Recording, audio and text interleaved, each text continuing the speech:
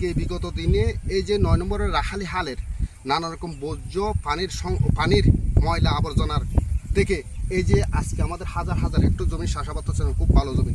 দেখেন আমি আজকে প্রবাস ফেরত হয়ে আজকে এই জমিগুলো করছি, করার পর দেখছেন আমার জমি পুরোপূর্ণ সুস্থ হওয়ার। আমি যখন পুকুর থেকে সেচ দেওয়ার পর জমি ভালো হয়েছিল, এখন যখন খাল থেকে আমি একটা সেচ দিছি আমার পুরো জমি মরে যাচ্ছে।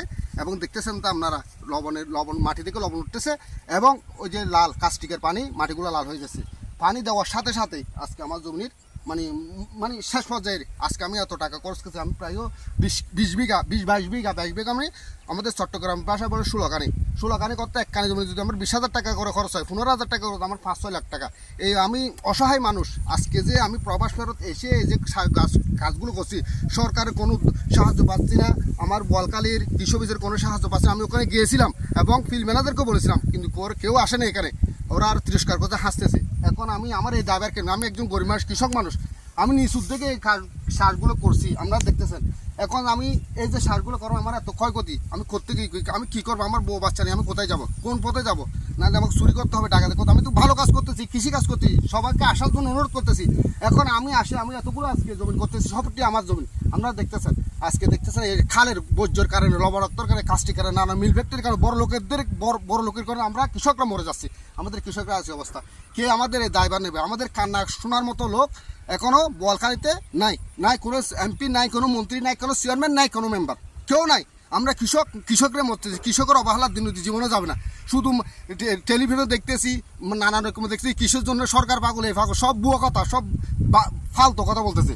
আর কেউ তো আসে নাই। আমি নিজে আমি আমার জমিনে এসে বসে আছি, কেউ আসে নাই। আমাদের এই খালের বর্জ্যের কারণে, খালের লবণের কারণে, খালের কাস্টিকের কারণে পানি দেওয়ার সাথে আমার জমি সবগুলো মরে যাচ্ছে। পানি স্কিম আছে 6টার মধ্যে একটা তো কাজ হচ্ছে না। কারণ গত বছর সব সরকারি স্কিম 5টা স্কিম চালু ছিল, 5টা স্কিমে পুরো দানে মাইট, মানে যে এরকম সমাজ পাওয়ার পরে লবণ আসে সমস্ত জমিন দুনিশ করে। গত বছর আমার লস গেছিল 10 লাখ টাকা। এখন তো পুরো স্কিমে বন্ধ। এখন আমি নিজ উদ্যোগে করছি, নিজ আলো পানি দিয়ে এতটুকু করছি। এখন কালের পানি দেওয়ার সাথে আমার জমি মরে যাচ্ছে। এখানে আমাদের 5টা পুকুরে পানি দিয়ে আমি এতটুকু করছি। এখন আমার পানি শর্ট হওয়ার কারণে আমার আজকে এই খালের পানি দেওয়ার সাথে সাথে মরে যাচ্ছে। এখন আমি যদি একটা সরকার পাবে, একটা ডিপ বা অন্য কিছু বয়, আমার হাজার হাজার কৃষক বাঁচবে, হাজার হাজার পরিবার বাঁচবে। আমরা এলাকার সব গরিব মানুষ, সবই কৃষক কাজ করে। এখানে কোনো ব্যাংক কর্মকর্তা নেই, কোনো ডিসি নাই, এমপি নাই, মন্ত্রী নাই।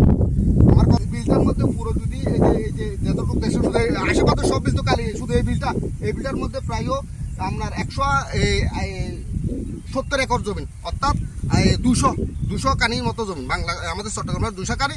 আমি যদি খাতা কলম হয় 250 বিঘা, 200 কানি 250 বিঘা জমি।